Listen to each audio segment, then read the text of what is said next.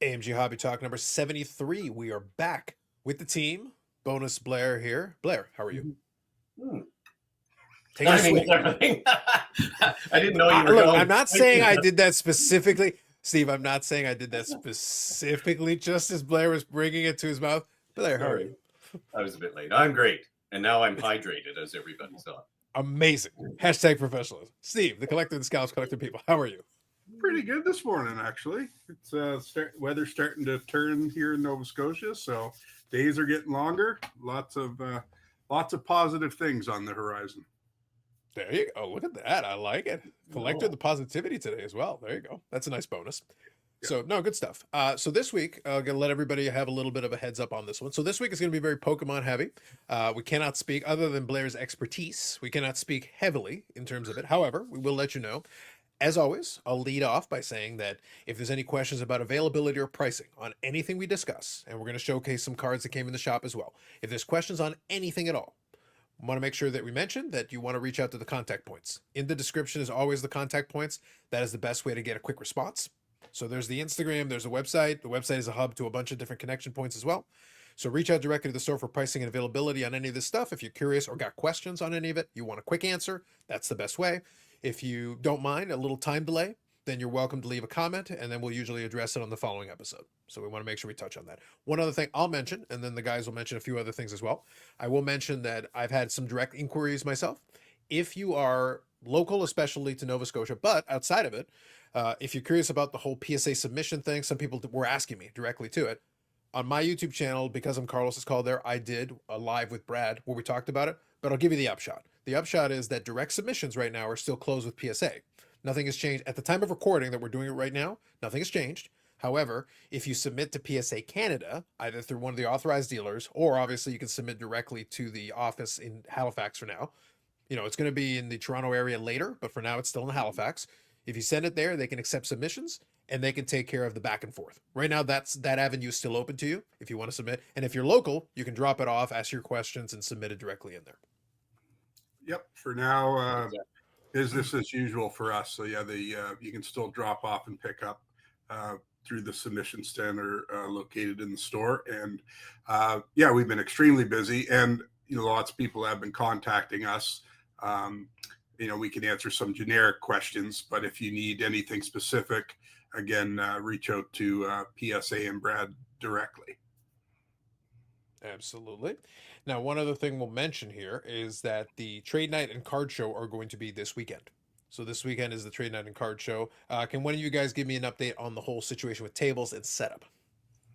Sure. You want to take care of that, Blair, or do you need a drink of water first? No, it's I can try. I'm sure. Yeah. So it's a go. The show, actually, trade night. I guess I'm going to do a little post-up reminder, but trade night as always, Friday night at the store, 5 to 8, and yeah, come on out and see us. And yeah, then the show, as usual, Saturday is going to the start time is 9 to 3.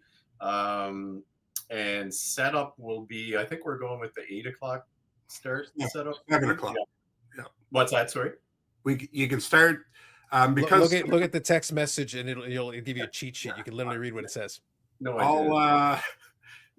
yeah. So some of the spaces that we used in the past for the mall are now full.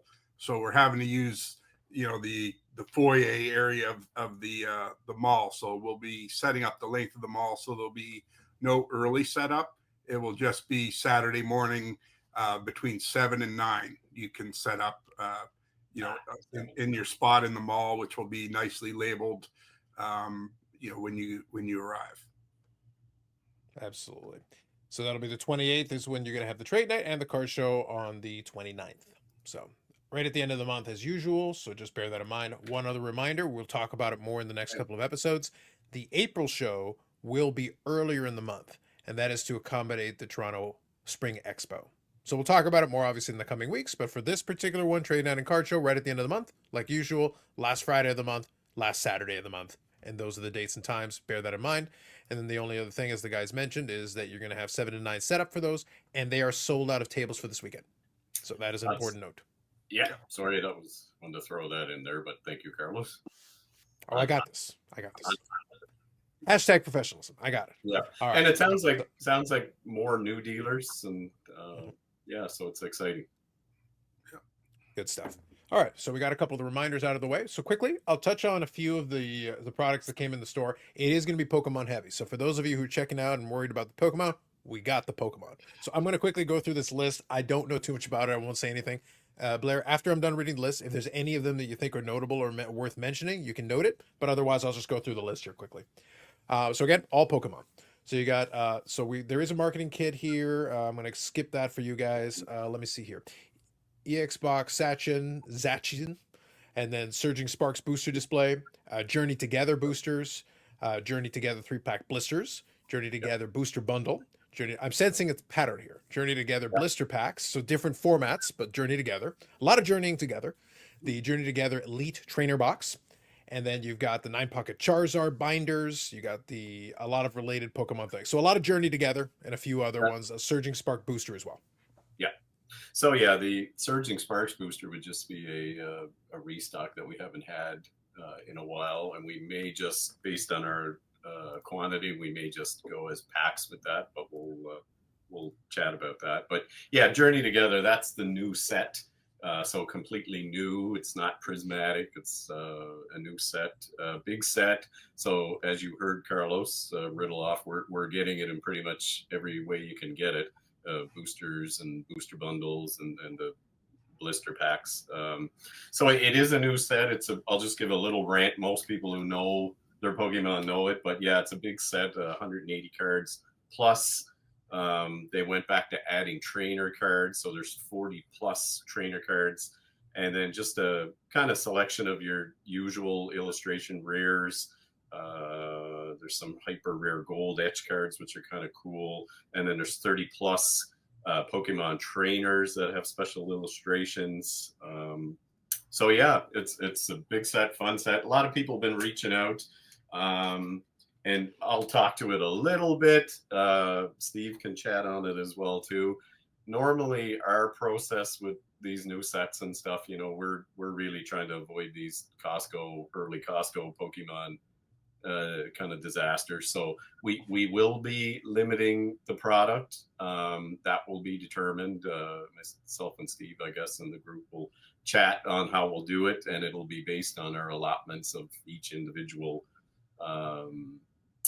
item. So we definitely will be. And if you wanted to, if you don't think you can make it in, maybe you could reach out the day of. It should arrive Wednesday, and we'll release on Friday. So if you don't think you can make it in Friday, you can try reaching out to the store. Maybe we could do a over the phone purchase and hold something that way. But that's the only way we can kind of hold this product. It's been little crazy with all the Pokemon products, and I know everybody wants it, but this is why we do what we do. We limit the product so that we can stretch it as far as we can and let as many people who want to enjoy it. So yeah, Steve, if you want to. Yeah, kind of what Blair touched on. I actually had some people message me last night, not sure who they were, but of course I know everyone's eager to get this product, asking the questions and that. And the best way is obviously when it gets closer, we'll post on social media what the allotments will be per household. Also, like we don't pre-order Pokemon, so a lot of people are calling like, can I pay now, this and that. Release day is Friday. That's when we can sell it. So like Blair said, if it turns out you can't make it, you can try to call the store and we can take payment over the phone. But we're not doing it to be mean or whatever. That's just how it is. Friday's release day. That's when the product's sold. Because if we decided to start pre-selling, we'd have nothing to sell Friday. So we just made the decision Fridays, and we're not allowed. But yeah, it comes out Friday. That's when we sell it. But we'll come up the next day or two with some pricing on the product as well, and then we'll post the allotments and such things like that. Yeah, very nice, very nice. So card control usually reserved only for bonus player autograph signings. Yes. So just be aware, the crowd control will be in effect. One other thing I'll touch on here, we'll talk about the auctions, and then we'll talk about some comments from the channel as well. So let me touch on those two things, and then we'll show some stuff that came in the store. So real quick, the eBay auctions. So the link is in the description for you if you want to check it out. The auctions are running Sunday to Sunday. And you do have buy it nows and things on there as well. So a lot of specific items here. I'll just scan through a little bit so you can see. We got some Team Canada 72, the 91 Future Trends cards. You've got some of those autographed, as you can see on there. You got vintage, you got modern, you got a little bit of everything. 98 Bowman's Best refractors. If you've seen any of those in hand, they're very nice. You've got a couple of different cards in there. Showing in here in terms of Gilmore clear cuts. You got that Jerome McGinley artifacts that we featured previously. So you've got a lot of those things going on, which is great.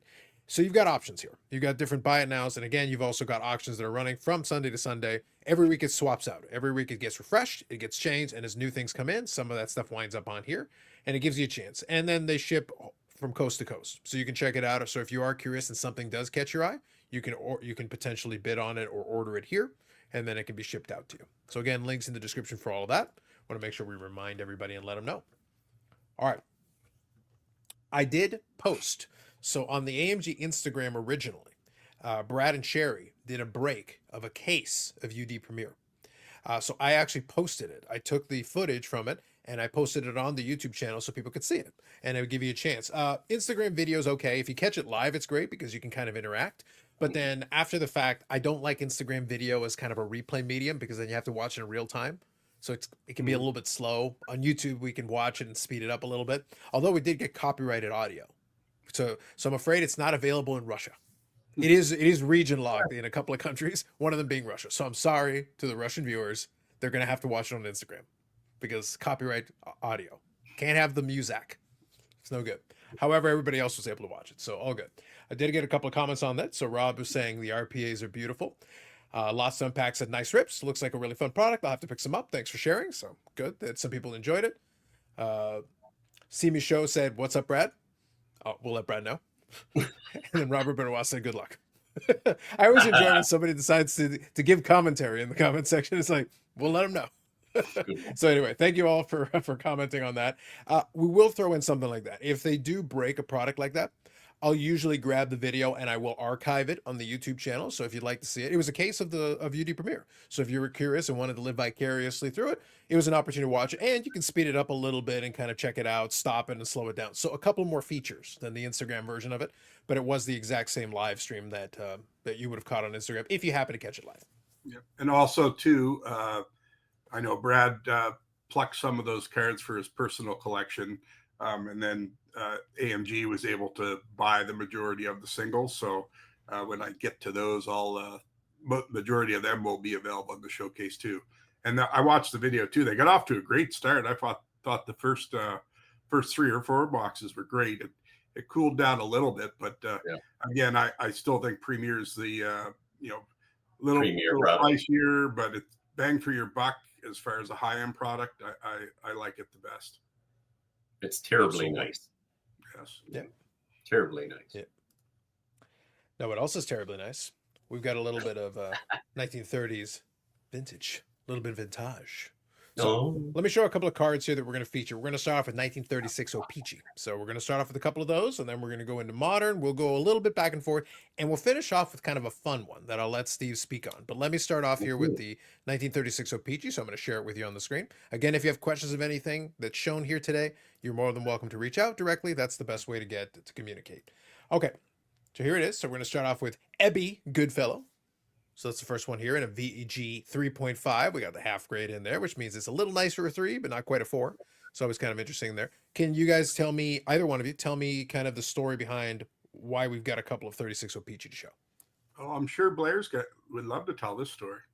Well, I asked Steve if I could add these just as like a little collector's corner instead of the AMG stuff. But yeah, these are... I've always liked these cards. These are mine. I was able to purchase them off a wonderful, one of our wonderful sellers at the, I don't know, it's a few shows ago now. There's a second one, but yeah, 1936 O-Pee-Chee. I just got really into the pre-war, not all of it, but a bunch of the sets. So yeah, I found 2 of these on his table and was able to buy them and sent them off for grading. You never know with the vintage stuff; they look really good. I mean, 3s and 3 to 5. I think that's pretty good for the age of these cards. But yeah, you always hope they're going to grade okay or grade because you never know. But yeah, it's a great card. There, 36 is I think it's the 4th series. They call it Series D, so A was 33 OPG. But anyway, the 4th in the OPG series release, I guess, and 36 card set, I think. So I'm working on it. I don't know if I'll ever get it. There's a few big ones. I do have a Turk Broda, which is a rookie. Not in great shape, but not as nice as these ones. But yeah, just a set I'm working on. So good old Ebby. He was a good Canadian dude and one. You're saying he was a good fellow? Is that what you're saying? He's a very good fellow. Yeah. That Ebby. So a couple of notable things, kind of as Blair alluded to, Series D, which was a weird quirk of that early OPG period. Again, I have a little bit of a background on it, but not too much. But they would sequentially number them, which is a little bit of an interesting quirk. That's why, even though, as Blair said, it's a 36 card set, this one's number 117. So they've got kind of a sequential thing going through the series. Number 1 is actually in Series A, and then you kind of move forward a little bit. Yeah. So it's kind of an interesting quirk. It's a little different than what you expect from these different ones. And then also, as I am prone to do, I look at the images a little bit more closely, and I understand the idea is maybe he's looking off, but I don't know about that. What's he looking at, Blair? What's going on? I got questions, man. Again, look at your cards, folks. Have a little bit of fun. Look at your cards. Yeah. Sometimes you'll see some interesting stuff on there. So that's one of the 2. So here's the other one. Yeah. Old Wilf doesn't look like he took up much net. No, not so much.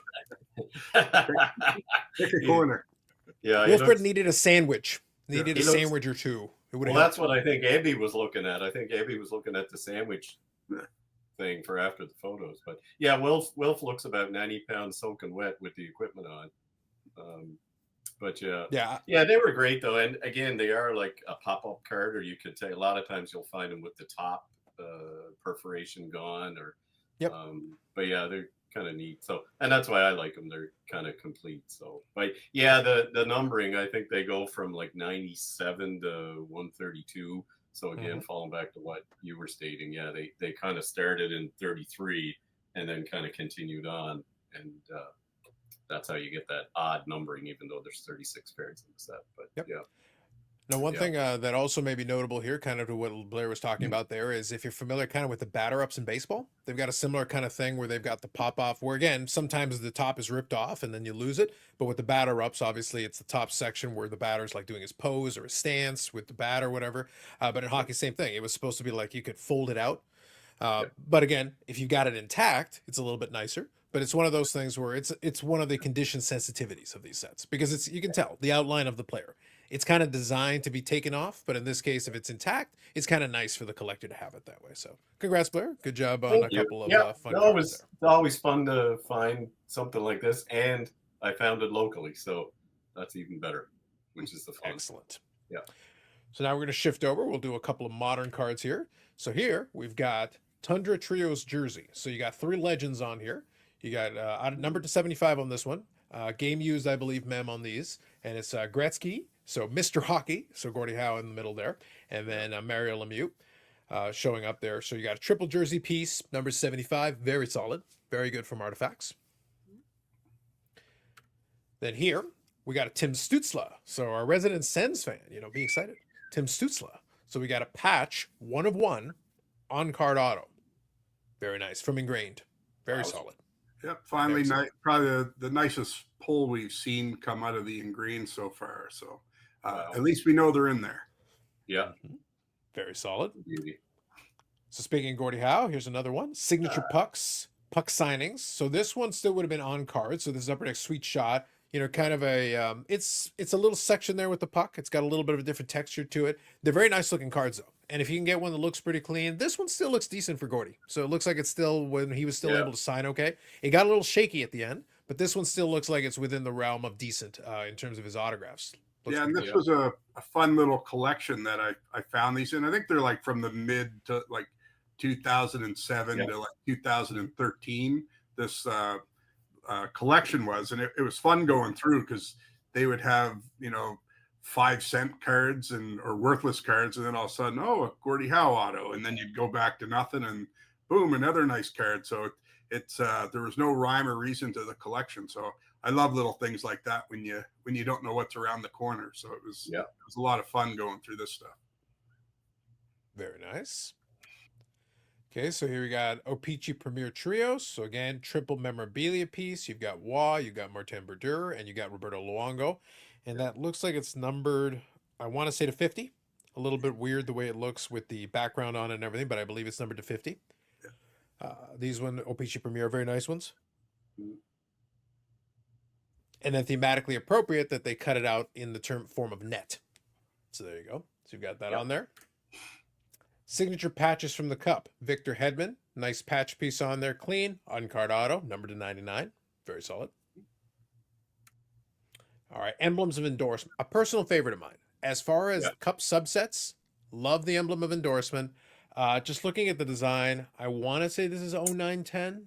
I think it's 0910. Yeah, it's right in that from that collection, so somewhere right in that range.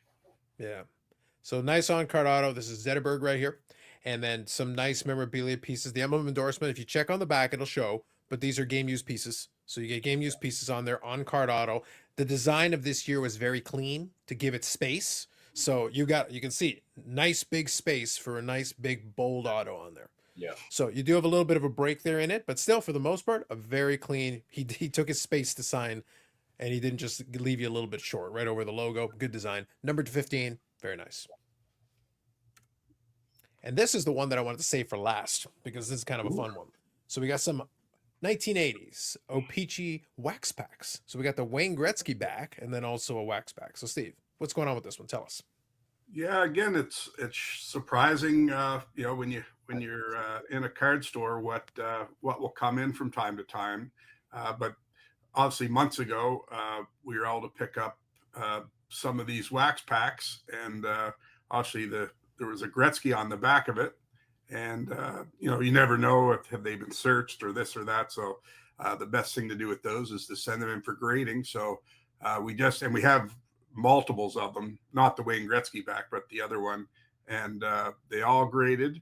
And then when I was just looking up, comps or the pop reports, the Wayne Gretzky back is surprisingly a pop 2 with only one grading higher. So that one obviously will command a significant premium, but they're both currently in our eBay store. So you can feel free to check those out and make an offer. Excellent. So kind of an unusual piece. So kind of a fun one to finish things off. So Blair, for 20 cents, you can open a pack. Let's go. Get a break. Yeah, I have to figure out how to crack the case. There you go. Yeah, so some fun stuff. A nice mix of things, as promised. A little bit of old, a little bit of new. We had a little bit of a mix of different stuff. Some stuff from the Cup, autographs, patches, and then some vintage as well. So all over the map and some vintage packs to boot. So a couple of things that I want to offer you to finish off today's episode. One of them will be a little mini topic, just a couple of minutes that we'll talk about. So first, update on the flaming Hot Air Jordan Jumpman Cheeto. I know you were all excited. Oh my goodness. Yes, I totally forgot about it. There's 4 days left. 4 days left to be part of history, to be part of what is the highest grossing sports-related Cheeto of all time. So right now, it's still sitting at just shy of $6,900 with the buyer's premium. So Blair, get on it. You only got 4 days left to bid, 4.5 days. So let's get on this. So very excited. So here's a question. So first, this one, I don't need to show it. We saw it, the Jumpman Cheeto last week. But I have a question for you guys. Now that we got 4 days left, by the time we record the next episode, we'll have a result. So I want a prediction. So right now, it's $6,893 with the buyer's premium. That includes the buyer's premium. I want to guess on the final total of the Jumpman Cheeto. What is the final bid price when the hammer drops? What did the Pokemon sell for? Listen, it's not challenging Cheetos Art. Cheetos Art is on another level. Cheetos Art, 87,000 for Cheetos Art. Cheetos Art is on another level, Blair. We're not even close to that. The proper number, since Jordan was 23, the proper number would be 23,000. But I'm going to say 11,700. Okay, 11,700. So we'll mark you down for that one. So Blair, like I said, right now it's just shy of 6,900 US. So what is the hammer price when the hammer drops on this auction? Where are we going to wind up? 9,700. Okay. All right. I like it. We've Don't got a think little bit of a I gap don't think between it's the gonna two of get you, to- so it gives us a don't little think space it's to gonna work. get to 10. All right. All right. I like it. I like it. Yeah. We'll see if there's some aggressive bidding down the stretch. So it'll be very interesting to see. All right. So last one here. We didn't talk about this one previously, but now that we've got a result on it and everything, and some articles are written about it, I want to talk about the Paul Skeens 1-of-1 MLB debut patch, which sold recently. It sold for the princely sum of 1.1 million. We're not saying that Blair bought it, but it's not entirely impossible. However, he was very clever. He was very smart. He did it through an agent, Dick's Sporting Goods. That was the winning bidder. It was Dick's Sporting Goods that purchased it. They actually have offices in Pennsylvania, so in Pittsburgh area. So they're actually going to display it in a store. That's going to be part of the deal. But my question is not that. So I wanted to mention it. 1.1 million is the final strike price on it. Huge. 1.11 actually. So big time. Big auction for fanatics and everything. A lot of those MLB debut patches went for very aggressive prices, but the Paul Skeens stood above the rest. It was the Cheetos of its category. Big time all over. But here's the interesting part. So the number is huge. I've got my own opinions on the number. But where I think it became interesting, what I wanted to broach with you guys and ask you, it was Dick's Sporting Goods who actually lay claim to it. They're going to display it in a store. They're going to do a whole marketing campaign around it. As a write-off, I get it, because as their market, they have got a $16 billion valuation for the parent company. So $1 million is basically a rounding error for those guys.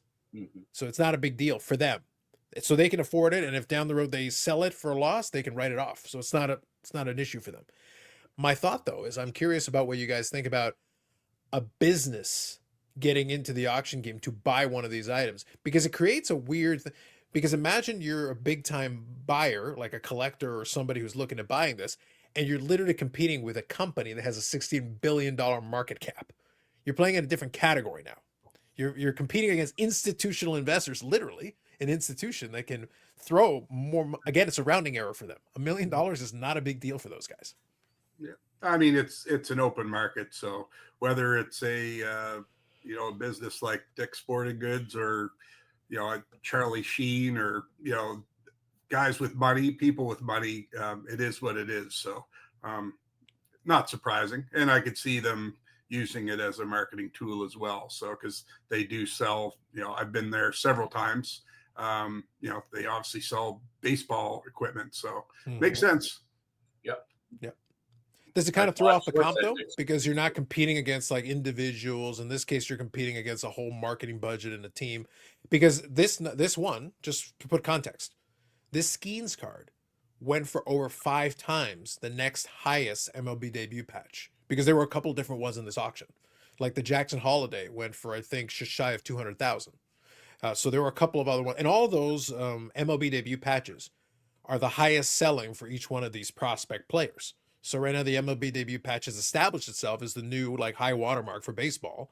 If a player has this and they've got their Bowman Chrome Superfractor, these all sold for more than the respective Bowman Chrome Superfractor. So right now it's kind of the top card for these guys. But the Skeens went above and beyond all these others by a factor of about 5. Yeah, I mean, I guess we would need to know who the underbidder was, if it was 4 or 5 businesses bidding on it or a particular individual. But plus, there was just more hype around Skeens because they were Goldin was plugging it, trying to get the card, and so definitely social media would have blown that card up more than it probably needed to be. But Yeah. a sale's a sale.